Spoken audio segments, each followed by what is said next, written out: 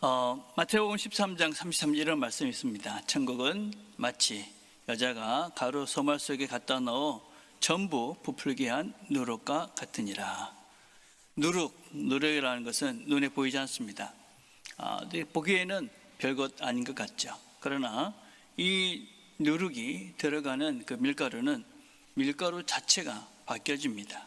성질도 바뀌고 부피도 바뀌고 전부가 달라지는 그런 현상을 일으키죠. 하나님 나라도 그렇다. 조용하지만 보이진 않지만 결코 작지 않다. 그렇게 얘기합니다. 보이지 않지만 절대적인 영향을 미치는 것입니다. 1988년도에 캠브리지 7인이라는 선교사에게 절대적인 영향을 미쳤던 기도 모임이 있습니다. 학교에서 7명의 청년들이 함께 모여 기도를 했습니다. 영국의 한 대학에서 조용히 기도를 시작했던 것이죠. 근데 그 기도가 결국 나중에 어떻게 되느냐, 아프리카의 문을 열고 중국 선교의 문을 열었습니다. 웩이라는 선교단체 중에 가장 큰 선교단체가 있는데 그 단체가 그렇게 시작되었고, 중국 선교, 그동안 꿈도 꿀 수 없었던 중국 선교가 그렇게 시작되었고, 결국 그 결과 우리나라까지 복음이 전해졌다 할 수 있습니다. 학교에서 청년들이 시작했던 7명의 기도 모임이 결국 전 세계에 복음을 전하는 놀라운 일이 시작이 되어집니다. 여러분, 예수님의 탄생 어떻습니까? 정말 시골 한 구석에 조용히 시작된 일입니다. 예수님의 부활도 마찬가지죠. 여러분, 예수님의 부활도 큰 어떤 사람들이 모여서 무슨 이벤트를 하고 부활할 거야 텔레비 중계를 하고 그런 것이 아니었습니다. 세상의 방식과는 전혀 기대할 수 없는 그런 시작이 바로 예수님의 부활입니다. 예수님의 부활의 첫날, 그것은 정말 아주 조용하게, 그리고 세상 사람들이 보기에는 도대체 이해할 수 없는 방식으로, 이해할 수 없는 한 사람에게서 시작이 되어집니다. 9절에 이렇게 말씀하십니다. 예수께서 안식구 첫날 이른 아침에 살아나신 후에 전에 7 귀신을 쫓아내어 주신 막달라 마리에게 먼저 보이시니, 이 먼저라는 말은 처음이라는 말입니다. 처음 막달라 마리에게 보였다. 부활하신 주님께서. 그런데 이 여인이 어떤 여인이라고 얘기합니까? 전에 7 귀신이 들렸던 사람이다. 7 귀신이 들렸던 사람. 여러분, 당시에 여성들은, 예수님 시대 여성들은 증인이 될 수가 없었습니다. 법적에서 법적인 증인으로서의 자격이 없었습니다. 그래서 여성들은 증인으로 아무리 얘기해도 증인이 안 돼. 그러던 여성들은, 그리고 숫자에도 들지 않던 그런 시대였습니다. 그런데 이 여인은 어떤 여인이냐? 그 중에서도 귀신이 들렸던 여인입니다. 증인의 역할도 할 수 없는 여자에다가 7 귀신이 들렸던 그 여인이 부활의 첫 증인이 된다. 우리가 생각하기에는 도대체 이해할 수 없는 방식으로 주님께서는 이 부활의 첫날, 첫 시작을 하십니다. 왜 그랬을까요? 왜 주님께서 많고 많은 사람들 중에 제자들도 뛰어와서 예수님의 무덤을 보았습니다. 그런데 그 사람에게 나타나지 않았습니다. 거기 서고 있던 군인들도 있었습니다. 그런데 그 사람에게 처음으로 나타나지 않으셨습니다. 주님께서는 귀신이 들렸던 그 여인에게 처음으로 나타나서 내가 부활했다, 그렇게 말씀하십니다. 이것은 우연이 아닙니다. 우리 주님께서 제일 먼저 찾아가시는 사람은 어떤 사람이냐? 가장 마음이 아픈 사람, 가장 어떤 면에서는 수치스러운 기억을 가지고 있는 연약한 사람, 가장 깊은 눈물의 자리에 있는 사람, 가장 낮아져 있는 사람, 가장 약한 사람, 의지할 것이 하나님밖에 없는 그 사람, 그 사람에게 주님은 먼저 다가가신다.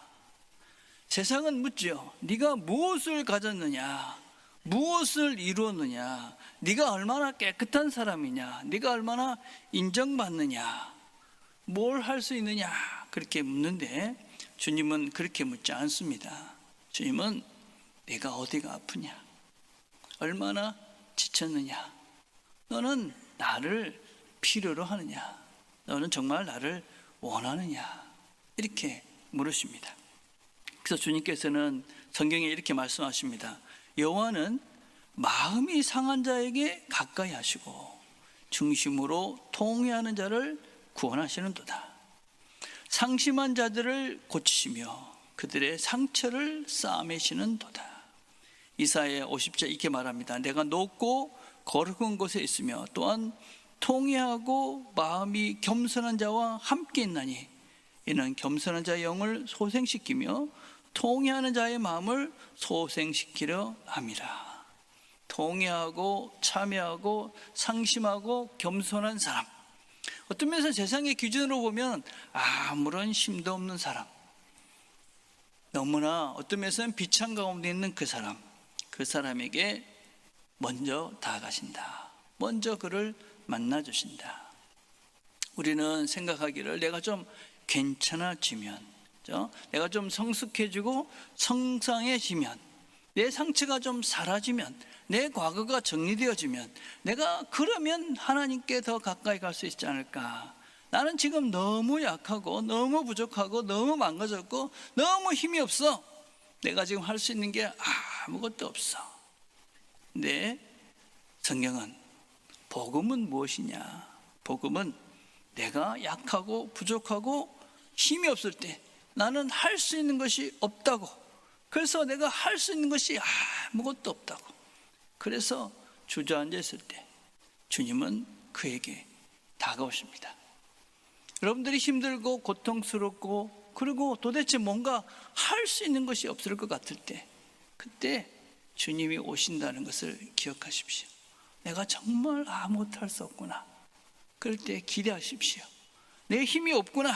그럴 때 기대하십시오. 그때 하나님께서 우리를 찾아오십니다. 여러분, 막달라 마리아는 자신의 과거 때문에 버려진 사람이 아닙니다. 그는 그 과거 때문에, 귀신이 들렸던 그 과거 때문에 주님의 은혜를 받았고, 그리고 그는 부활의 첫 증인이 되었습니다. 상처가 어떤 면에서는 부활을 첫 경험하는 놀라운 은혜의 통로가 되었습니다. 여러분, 복음이라는 것이 무엇이냐? 복음은 상처를 그대로 두지 않고 상처를 숨기지도 않습니다. 그러나 그 상처가 그 사람의 마지막 이름이 되게 하지 않습니다. 막달라 마리아는 더 이상 귀신 들린 여인으로 남지 않습니다. 그녀는 부활의 첫 증인으로 우리에게 남아 있습니다. 부활 후 처음 만난 여인, 그 여인이 왜 그 부활의 첫 증인이 될 수 있었습니까? 그가 가진 상처 때문이었습니다. 우리의 상처도 마찬가지입니다. 주님께서는 우리 안에 있는 상처를 치유하시고, 그리고 그 상처 안으로 우리에게 들어오십니다. 그리고 우리에게 말씀하시고 은혜를 베푸십니다. 그러면 하나님께서 내 상처를 통해 베풀어 주신 그 은혜가 하나님의 영광이 되는, 하나님을 만나게 되는 새로운 삶을 살게 되는, 그래서 은혜를 통과한 그 상처가 누구를 살리는 증언이 됩니다. 그리고 그 상처는 내 삶을 더 튼튼하게 건강하게 만들어 줍니다. 여러분, 나는 연약하다, 나는 부족하다, 나는 상처가 많다, 여러분 거기서 좌절하지 마십시오. 거기에 하나님께서 함께 하시는 자리가 될 것이다. 여러분, 약한 사람은 하나님밖에 붙들 것이 없지 않습니까? 상한 사람은 하나님밖에 기댈 것이 없지 않습니까? 그런 사람이야말로 하나님이 함께 해주시고 하나님이 그들과 함께하는 증거의 사람이 되어집니다. 여러분이 지금 약하십니까? 여러분이 지금 상하셨습니까? 상처를 어떻게 할 수가 없습니까? 하나님을 의지하십시오. 하나님을 기대하십시오. 하나님이 여러분에게 오시는 그 시간입니다. 하나님의 영광을 나타낼 시간입니다. 그리고 오늘 본문은 계속 반복되는 말이 있습니다. 뭐라고 반복되고 있냐면, 듣고도 믿지 아니하니라. 여인이 가서 제자들에게 말씀했습니다. 예수님이 살아나셨어요. 제자들이 믿지 않았습니다. 그들이 말을도 믿지 아니하니라. 길에서 예수님을 만났던 두 제자가 가서 제자들에게 말했습니다. 예수님이 살아났어요. 그 말도 믿지 않았다. 예수님께서 나타나서 말씀하십니다. 믿음 없는 것과 마음이 완악한 것을 꾸짖으니라. 반복되는 핵심은 그거죠. 보았다는 사람도 있는데 믿지 않았다. 제자들 중에는 빈 무덤도 보았습니다. 보았는데도 믿지 않았다. 여러분, 왜 그렇습니까? 이들이 왜 믿지 않았느냐?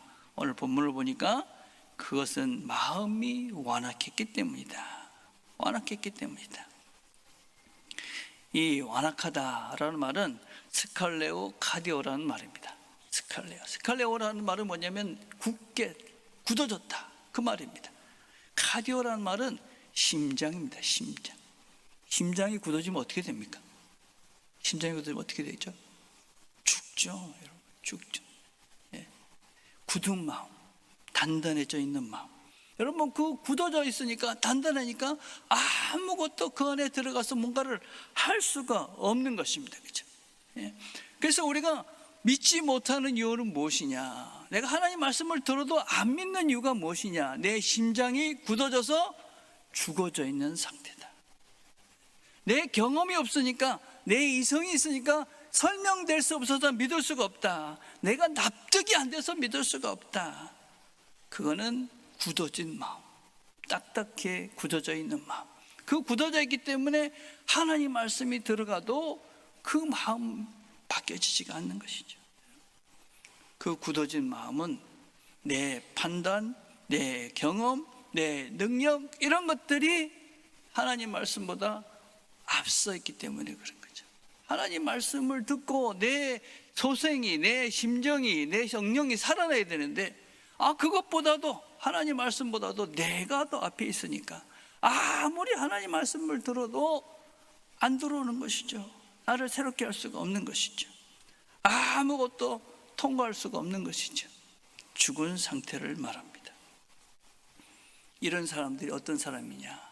철저하게 에고, 자기밖에 모르는 사람이죠. 철저하게 에고 덩어리, 자기의, 내 심년, 내 의로 가득 찬, 얼마 되지 않는 그 지식으로 이 모든 것들이 내가 다 알 수 있다라고 감히 내 판단을, 내 지식을, 내 신념을, 내 지식을 의지하는 어리석은 사람들이죠. 여러분, 이런 사람들의 특징은 무엇이냐면 하나님 말씀을 듣지 않습니다. 하나님 말씀을 심사하죠. 저건 맞아, 저건 아니야. 내 감정이 동하면 그래, 맞지. 또 나를 힘들게 하고 내와 뭐가 다른 것 같고 또 나를 뭔가 이렇게 불편하게 하는 말을 들으면 저건 아니야. 하나님 말씀을 심사하고 있다면 나는 지금 굳어져 있는 마음, 내 마음이, 내 심령이 죽어져 있기 때문에, 딱딱해져 있기, 돌과 같이 되어 있기 때문에 하나님 말씀이 침투하지 못하고 있다는 증거다라고 할 수 있습니다. 여러분, 이 완악한 마음은 하나님의 가능성을 다 타잔해버립니다.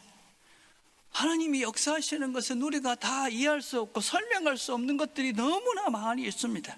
근데 내가 이해할 수 있는 나라는 존재 속에 갇혀버리면 하나님이 일하시는 그 무한한 신비를 도대체 이해할 수가 없는 것입니다. 부활을 믿지 못한다. 증인이 없어서도 아니고 증거가 없어서도 아닙니다. 완악했기 때문에 그렇습니다. 완악했기 때문에, 마음이 굳어져 버렸기 때문에 그렇습니다. 여러분, 모든 역사적 사실은 단 한 번만 일어납니다. 그렇죠? 역사적 사실이 반복되지는 않습니다. 이순신 장군이 임진왜란 때 그렇게 싸움을 했다. 그게 우리가 다시 일어납니까? 안 일어나죠. 그렇죠? 근데 우리가 그것을 어떻게 믿습니까? 기록과 증언을 통해서 믿습니다. 이 모든 것들은 우리가 지금 역사적인 사실들은 한 번에 일어난 것이고, 그것은 우리가 어떤 사람들의 증언과 또 기록을 통해서 우리는 그것을 믿습니다. 그런데 성경은 어떻느냐? 여러분, 예수님의 부활은 어떻느냐? 예수님의 부활. 여러분, 신약이라는 이 책 전체는 부활이라는 것을 전제로 쓰여졌습니다. 부활에 대한 모든 이야기가 신약의 이야기입니다. 모든 역사적인 기록들이 예수님이 부활했다, 빈 무덤이 있다는 것을 증언하고 있고 증거하고 있습니다. 예수님의 부활을 보았다는 사람이 500명이 넘습니다. 여러분, 교회가 탄생을 하고 극적인 바울의 회심과 여러분 이 제자들의 모습은 부활이 아니면 설명을 할 수가 없습니다. 그럼 제자들을 보십시오. 제자들이 예수님이 잡히니까 어떻게 했습니까? 방구석에 숨어가지고 무서워서 덜덜덜 떨던 사람들입니다. 예수님의 부활을 경험하고 난 다음에 그들은 새로워졌습니다. 자기의 목숨을 내놓고 부활이 있기 때문에 죽어도 산다는 믿음이 있었기 때문에 그들은 목숨을 내놓고 복음을 전했습니다. 순교했습니다. 기꺼이 순교했습니다. 바울을 한번 보십시오. 바울. 그럼 바울은 어떤 사람이냐? 유대교의 핵심적인 사람이었습니다. 예수님의 부활을 증거하고 다니는 그 사람들을 다 잡아다가 감옥에 보내고 그 사람들을 박해하던 사람이 누구냐? 바울입니다. 바울. 그런데 그가 부활하신 예수님을 만났습니다. 그리고 바뀝니다. 내가 부활하신 예수를 봤다. 그래서 그는 가장 강력한 부활의 증인이 됩니다. 문제는 증인이 없어서도 아니고 증거가 없어서도 아닙니다. 문제는 내가 완악하기 때문에, 내 마음이 죽어버렸기 때문에, 딱딱하게 굳었기 때문에 부활을 믿지 못합니다. 여러분은 어떻습니까? 부활을 믿습니까? 한번 속으로 진심으로 한번 대답해 보세요. 부활을 정말 믿습니까? 여러분, 부활을 믿는다면 하나님의 능력을 믿는 것이죠. 죽은 자도 살리시는 분, 그게 하나님이다. 내가 부활을 믿는다면 우리는 내 아픔과 고통과 슬픔과 이런 모든 문제들도 하나님께서 해결해 주신다. 그런 믿음이 함께 있어야 되는 것이죠. 하나님이 나를 사랑하기에 죽으셨고 그리고 그 모든 문제, 모든 죄의 문제를 해결하시고 부활하셨다. 다 해결해 주신 분이다. 그만큼 나를 사랑하시는 분이다. 그걸 믿는다면 우리는 내가 지금 당한 여러 가지 형편들 속에서도 여전히 그래, 주님이 나를 사랑하셔.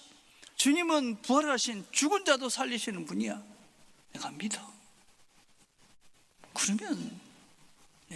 그러면 우리가 편안해지지 않겠습니까? 안심이 되지 않겠습니까?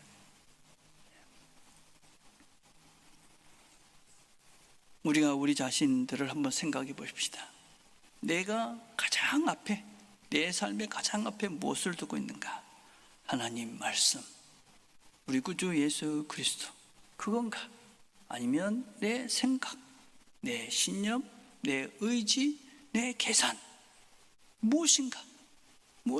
내 이기심, 내 이 육체적인 삶의 편안함, 무엇인가? 내가 말씀을 들어도 들리지 않는다면, 믿지 못한다면 마음이 굳어져 있는 것은 아닌가? 부활을 믿으신다면 안심하고 사십시오. 안심하고. 영생을 믿으신다면 안심하고 사십시오. 지나갈 이 시간 그것에 너무 힘들어하지 마시고 곧 지나가지 않습니까? 우리의 시간이. 자, 14절에서 예수님께서는 제자들을 꾸짖습니다. 믿음 없는 것과 마음이 완악한 것을 책망하십니다. 근데 15절에서 바로 이렇게 말씀하십니다. 너희는 온 천하에 다니며 만민에게 복음을 전파하라. 이게 여러분 얼마나 놀라운 반전인지 모릅니다. 전에까지 주님이 넌 믿음이 없는 완악한 사람들이야 그랬는데 책망을 하시고 바로 이제 복음을 두고 너희는 가라 이렇게 말씀하십니다. 복음을 전파하라. 여러분, 복음이 무엇이냐? 복음은 자격이 없는 사람들에게 주어지는 하나님의 은혜입니다. 여러분, 복음이라는 것은 또 우리가 세상에 나가서 복음을 전파하며 산다는 것은 완벽한 사람들이, 뭔가 될 만한 사람들에게 주어지는 그런 프로젝트가 아닙니다. 실수도 없는 그런 사람들에게 주어지는 의무가 아닙니다. 복음의 삶이라는 것은 실수가 많고 여전히 죄가 있고 믿음도 부족한 그런 존재들을 하나님은 믿으신다. 그런 존재를 통해서 하나님은 일하신다. 그게 우리가 믿는 하나님입니다. 나는 지금 믿음이 완전하지 않습니다. 내 인격도 완전하지 않습니다. 나는 여전히 상처와 슬픔과 아픔 속에 있습니다. 그러나 나는 믿습니다. 부활하신 주님께서 나를 새롭게, 나의 믿음을 온전하게 만들어 가실 것이며, 내 인격을 온전하게 만들어 가실 것이며, 내 상처와 아픔을 해결해 주실 것을 믿기에 나는 그 주님의 길을 따라 걸어갑니다. 주님 우리에게 그렇게 말씀하지 않습니다. 너는 완벽해지면 가라, 조금 더 괜찮아지면 가라, 두려움이 없을 때 가라, 의심이 사라지면 가라, 그렇게 얘기하지 않습니다. 여전히 연약하고 흔들리고 두려울 때도 가라, 걱정하지 마라. 왜 그렇습니까? 우리는 우리의 능력으로, 우리의 힘으로 살지 않습니다. 살지 않습니다. 그게 신앙인입니다. 나는 내 능력으로 살지 않아. 여기까지 오시면서 내 힘으로 얼마나 사셨습니까? 여러분, 그건 우리의 본질이 아니죠. 우리는 우리의 힘으로 사는 존재가 아니다. 주님이 여기까지 나를 이끌어 오셨다. 앞으로도 이끌어 가실 것이다. 그걸 믿기에 내가 지금 연약하고 부족하고 한심해도 예수 믿는 사람으로 그 길을 걸어가는 거죠. 그래서 우리는 부족한 믿음이 그렇게 순종의 걸음을 걸어가며 복음의 삶, 부활을 믿고 걸어가는 그 삶을 통해서 조금씩 완성을 향해 나아가는 것이죠. 그리고 복음을 전하면서 주님의 마음으로 세상에 살면서 어쩌든지 복음의 마음으로 살려고 애를 쓰면서 단련하고 성장해 가는 거죠. 우리가 대단해서 가는 것이 아닙니다. 주님이 살아계심을 믿기 때문에 가는 것이고, 내가 준비되어서 가는 것이 아니라 주님이 함께 하시기 때문에 가는 것입니다. 예수님은 제자들의 실패를 마지막 평가로 삼지 않으셨습니다. 그들의 연약함을 보고 버리지 않았습니다. 그들의 완악함을 꾸짖었지만 그들을 포기하지는 않았습니다. 오히려 그들에게 복음을 맡기셨습니다. 다시 일으키셨습니다. 그리고 그들과 함께 하시며 하나님께서 위대한 역사를 이루어 가십니다. 여러분, 주님은 우리를 여전히 믿고 계십니다. 하나님이 우리를 믿습니다. 그 박창준 대표라는 분이 텔레비전에 나와서 자기와 늘 대화하던 AI에게 나를 그려봐라 그랬습니다. 그런데 저런 그림을 그렸다고 그러더라고요. AI한테, 자기가 늘 이야기하는 AI한테 내가 어떤 존재인 것 같냐, 그러니까 그려보라고 그러니까 저런 그림을 그렸다고 그러더라고요. 여러분은 여러분과 이야기하는 AI한테 그림을 그려보라고 하면 어떤 그림을 그릴 것 같습니까? 그 제가 AI한테 물어봤습니다. AI한테 야라고 안 그러고 정중하게 제가 물어봤습니다. 내가 어떤 질문을 할 때 이렇게 어떤 태도로 질문하는가에 따라서 대답이 달라질 수 있습니까? 이렇게 물어봤어요. 그러니까 이 AI가 막 설명을 하더라고요. 그런 건 아니고 사실을 사실대로 이야기할 뿐이지 나는 감정에 뭐 되지 않습니다. 막 이렇게 이야기를 하더니 마지막 결론을 이렇게 얘기합니다. 이 모든 현상이 우리에게 말해주는 것은 언어 자체가 가진 힘과 패턴의 중요성입니다. AI는 인간이 만들어낸 수십억 개의 언어 패턴을 학습했기 때문에, 잘 들으십시오, 인간 사회에서 통용되는 존중에는 존중으로, 정성에는 정성으로 하려는 상호작용의 원리가 AI와의 대화에서도 자연스럽게 반영됩니다. 이게 무슨 말이냐면, 내가 AI를 무시하잖아요. 얘도 나를 무시하면서 대답한다는 거예요. 이건 무슨 말이죠? 내가 존중하잖아요. 그럼 존중한다는 거예요. 정성스럽게 질문을 하면 얘가 정성스럽게 대답을 한다는 거예요.